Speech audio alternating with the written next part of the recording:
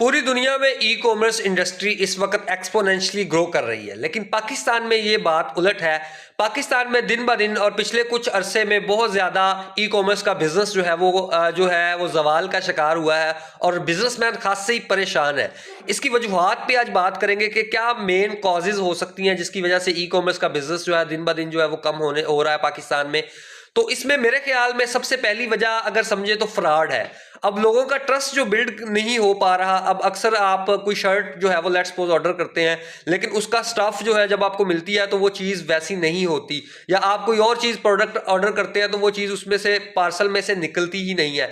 तो फ्रॉड का एलिमेंट जो है वो एक इसकी कमी की एक मेन कॉज मैं समझता हूँ। और दूसरा ये हो सकता है कि बेजा टैक्सेस, गवर्नमेंट जो है वो बहुत ज़्यादा टैक्सेस जो है वो इस पर लगा रही है, जिसकी वजह से बिजनेसमैन जो है वो डिसअपॉइंटमेंट का फैक्टर जो है उसको देखने को मिल रहा है कि एक इतने ज्यादा टैक्सेशन के बाद उनकी जो प्रॉफिटेबिलिटी है वो कम होती जा रही है।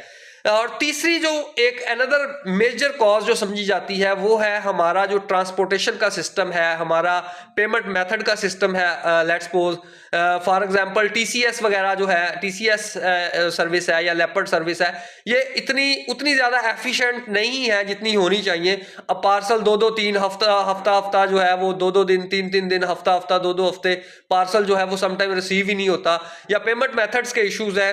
तो ई कॉमर्स के बिजनेस को ग्रो करने के लिए दुनिया में इसके प्रॉपर मैकेनिज्म होता है। अब गवर्नमेंट को भी चाहिए इस पे इनिशिएटिव ले, और ये आने वाला फ्यूचर भी है और इस पे जो है वो काम करने की जरूरत है। कंज्यूमर कोर्ट्स को भी एक्टिव होने की जरूरत है। जो इस तरह के फ्रॉडिये हैं जो इस बिजनेस को जो है वो डैमेज करने की कोशिश कर रहे हैं, उनके लिए भी प्रॉपर मैकेनिज्म होना चाहिए।